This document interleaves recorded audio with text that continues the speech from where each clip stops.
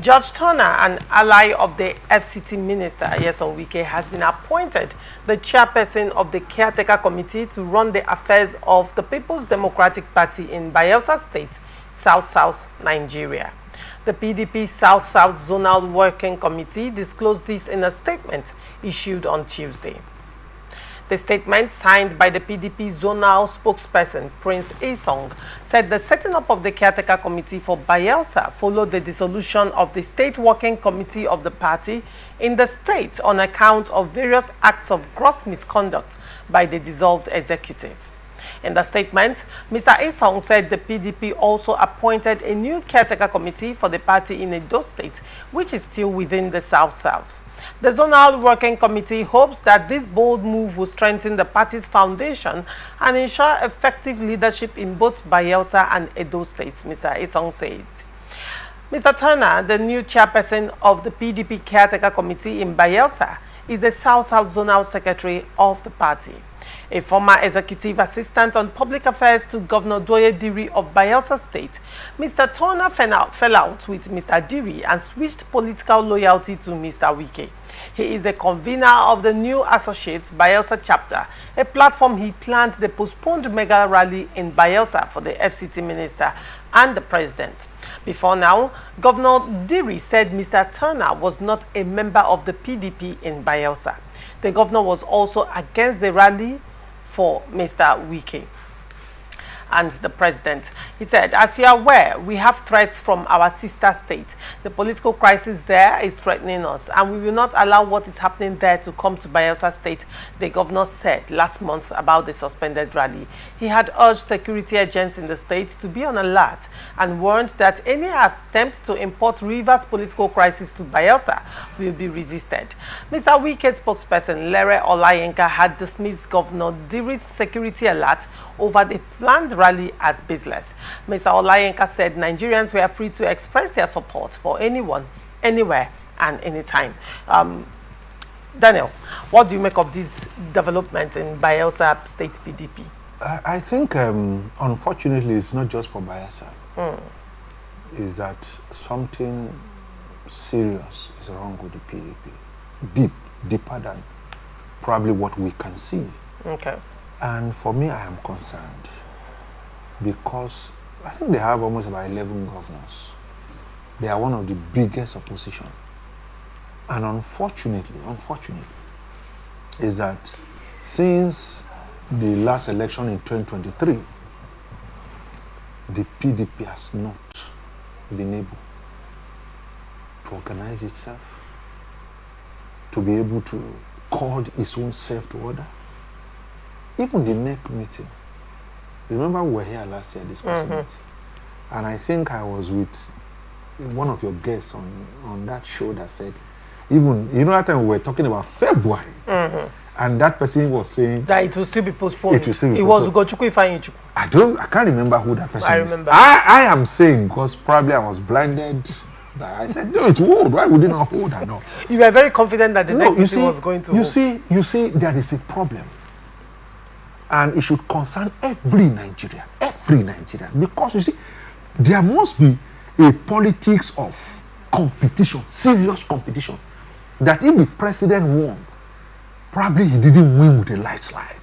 It should be something that close. He felt, it was by a whisker I won this. And that keep politicians on their toes because they know the goalpost could be shifted in the next elections.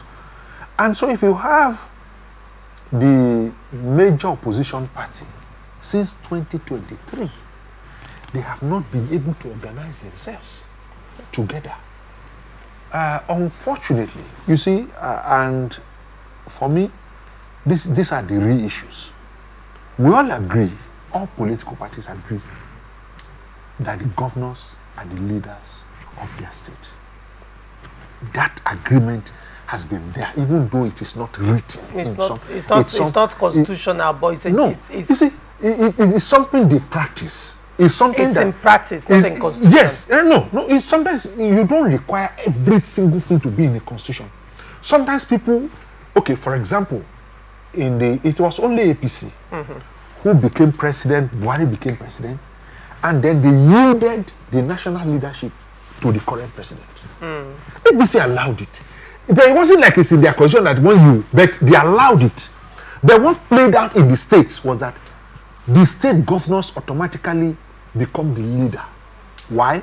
Because they have access to funds. Yes, access to the state treasury.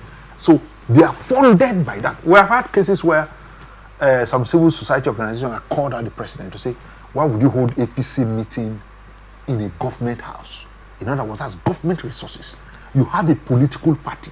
Why don't you go to the office of your political party to hold political meetings?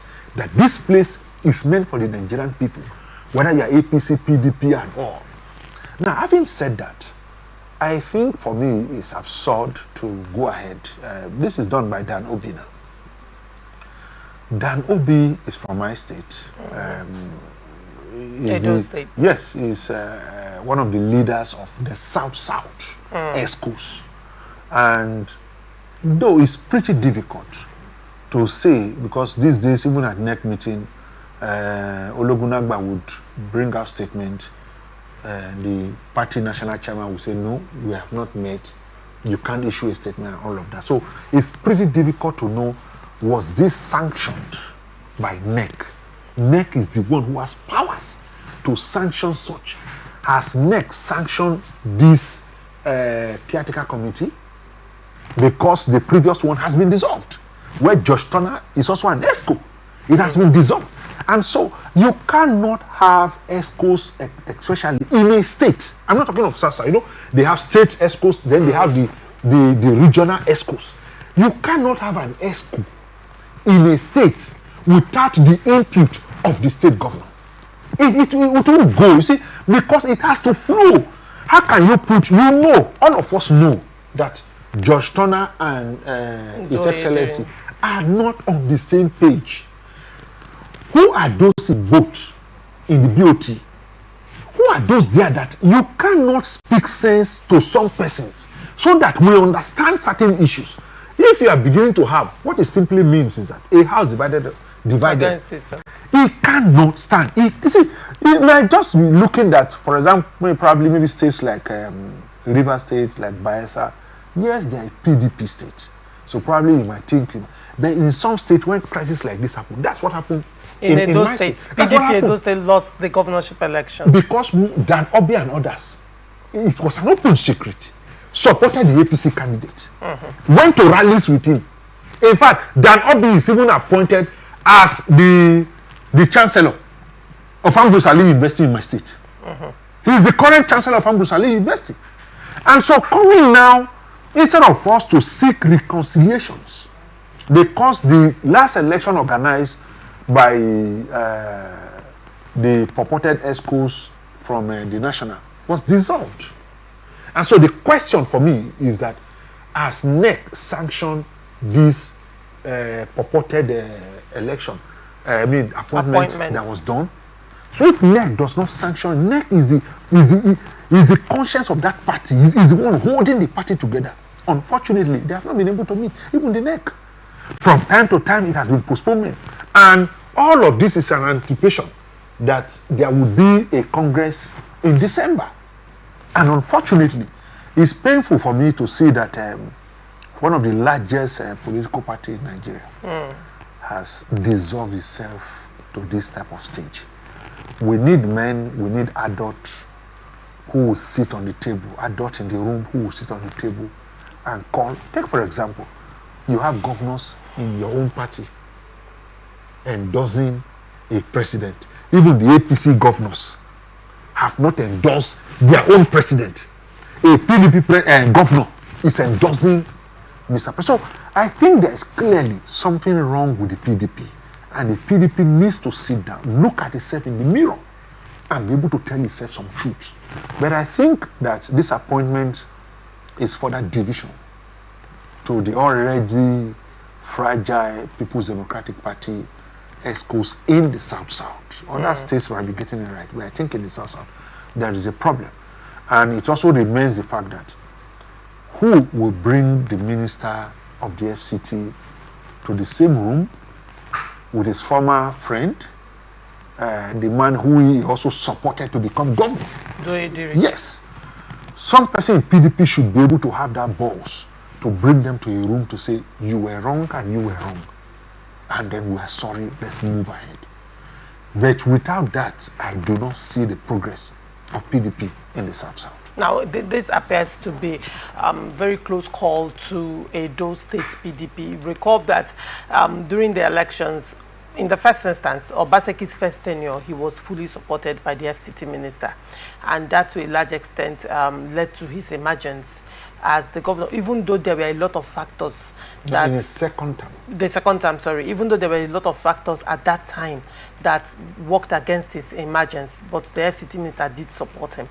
And then, I think it wasn't even long after his inauguration, he fell out with the FCT Minister. Now, fast forward to the elections, when he had his own anointed and went to pay courtesy visits to the FCT Minister for support, and he told him straight up, I'm not going to support you. And then we all know how it went, and one would say to a large extent Obaseki was also not smart enough to pull his house together and help. Now Diri now also had the support of the FCT Minister to emerge as the governor, and now down the line Diri has fallen out with the FCT Minister. In fact, that falling out was not very public until that mega rally issue happened, and then we are now having this Judge Turnah. We are having Judge Turnah, who has, fallen out with the governor and pledged loyalty to the FCT Minister, now emerging as the CTC PDP caretaker committee chairman of Bayelsa State. Now, I am also worried as to, because next year, like it or yes, it's election year. The campaign starts. You understand, and to a large extent, next year will shape the outcome of 2027. Absolutely. Now, how do you see this playing out in Bayelsa State, considering what has happened in Edo State? And one would say, is it that PDP cannot learn from their mistakes? No, see, like we're saying off here, it's pretty difficult. First, we have to identify what is the source of funding to the PDP. Has the funding been cut off? Has that source been shut down? Yes. The minister of the FCT for a long time has been carrying the burden of the PDP for a very long time. You could hear what the former speaker of the House of Rep in Bauchi State said, that the Bauchi State governor came here to River State and prostrated like that, where the FCT Minister was telling him, no, you don't have to do that, Your Excellency. The speaker said he was there, that even the River State governor then gave them support, also asked that they use a private airline here to take them to Abuja and all, that they got the support they wanted. This is just one among many. When there were crises in PDP national, remember the Alimodu Sheriff thing and others, it was the same FCT Minister and others who went to court and made sure that PDP remained one. When that was happening, the actors who are speaking today, where were they? Most of them were in APC. Most of them are going to follow alliance with the then CPC, APC, APP, and all of them coming together to hoist the PDP from power. But you can check history. And in truth, we must be fair to the current FCT Minister. He has been pulling the PDP, holding it, organizing meetings. In fact, River State became a place where if there are crises anywhere, they come here and resolve those crises. When they were going into an election, there were parties who refused to step down for each other. They came here for resolutions, including my state. My governor was here. That thing was stamped the Port Harcourt Accord. Yes, they came here. They came to Port Harcourt, and then they agreed. Brother Hiyama, this thing, who was supposed to be the candidate of the PDP, was also stepped down here, and all of the agreed things basically did not fulfill those things. So I think that, in all honesty, PDP first need to look for a source of funding. source of funding gives stability. Stability brings the umbrella that would accommodate every other person. Will they go back to the FCT minister? Clearly he's angry. Clearly he's angry. But he has not at any point said that I have left the PDP. In other words, he has left open. There's still a window. There's still a window to have. He attended the last NEC meeting. He was there seated next to His Excellency Elijah Atiku Abubakar.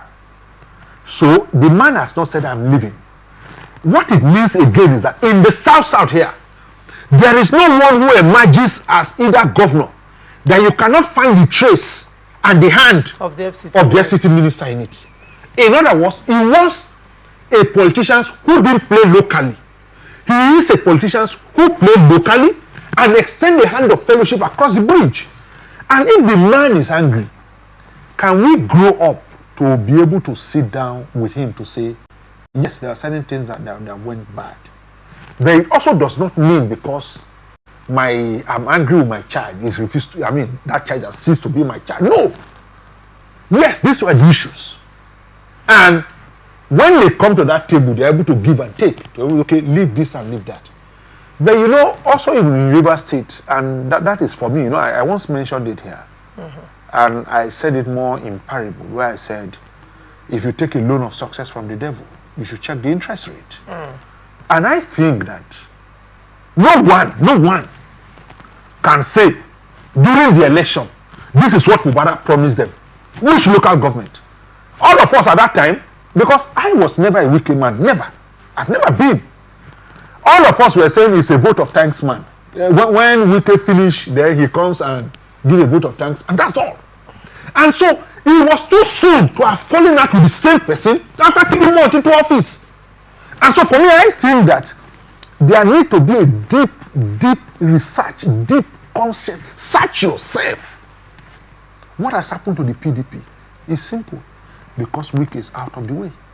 That is why you see all the crises everywhere. He just backed off. He backed off. So what you're saying is that before now, he was the person holding PDP. Tell me, no one. It's not Elijah Atiku Abubakar. Which meeting Elijah Atiku Abubakar had about PDP? If Elijah Atiku Abubakar is in a meeting, it's because there will be an election. And he wants to be a candidate. But when you talk about party affairs, you cannot remove the hand of Wike in PDP, both local and national. You cannot do that. He has been the man who travels everywhere. From Sokoto to Bauchi, everywhere he has been the one. When there was crisis in Tambwa, was it not Wike? Even people today are saying the same man has betrayed you. It was Wike. So the issue is that the PDP, if they want to move forward, that's the truth. They must sit down with the FCT minister and have a deep search of itself. Because the PDP is going down. Look at what is happening. How then do you say that one of the largest political parties in the 2023 election, which has backed out? So where is the peace? Where is the way? Who is spearheading the PDP? Nothing. So the truth is the PDP need to go back. If they do not want Wike, let them search for another leader. Wike has carried the burden of PDP for several years. And he has been able to manage it. Okay, now it's not in the forefront. The PDP has lose its guard. Nowhere to be found. And unfortunately, the PDP must sit down and search its own self properly. All right.